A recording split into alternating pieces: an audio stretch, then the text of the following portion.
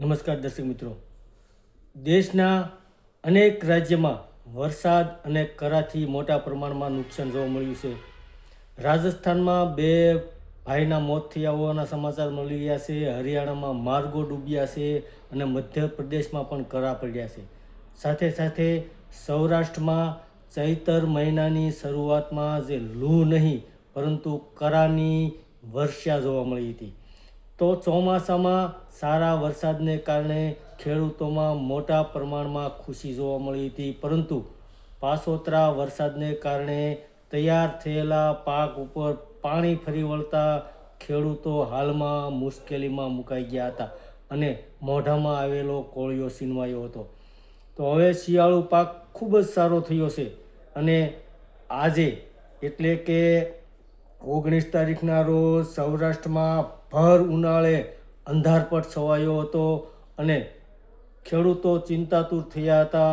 થોડી જ મિનિટોમાં વાવાઝોડા અને માવઠા રૂપી આફતની આંધી આવી હતી અને ઠેર ઠેર ચણા, ધાણા, વરિયાળી, ડુંગળી, જીરું સહિતના પાકને મોટા પ્રમાણમાં નુકસાન થયેલું જોવા મળી રહ્યું છે. રાજકોટ સહિત સૌરાષ્ટ્રમાં કરા સાથે ભારે પવન અને વરસાદ જોવા મળ્યો હતો. રસ્તાઓ ઉપર પાણી વહેતા થયા હતા.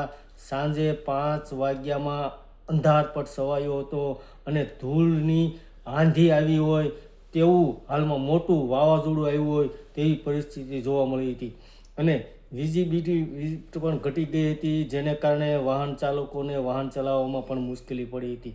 તો હાલમાં સૌરાષ્ટ્રના ઘણા બધા વિસ્તારની અંદર 19 તારીખના રોજ મિની વાવાઝોડી રૂપે પહેલાં અચાનક જ તે ધૂળની આંધી આવી, ત્યારબાદ વીજળીના કડાકા ભડાકા થયા અને વરસાદની શરૂઆત થઈ હતી, જેને કારણે મોટા પ્રમાણમાં ખેડૂતોને નુકસાન ગયું હોય તેવા હાલમાં સમાચાર મળી રહ્યા છે. ધન્યવાદ દર્શક મિત્રો.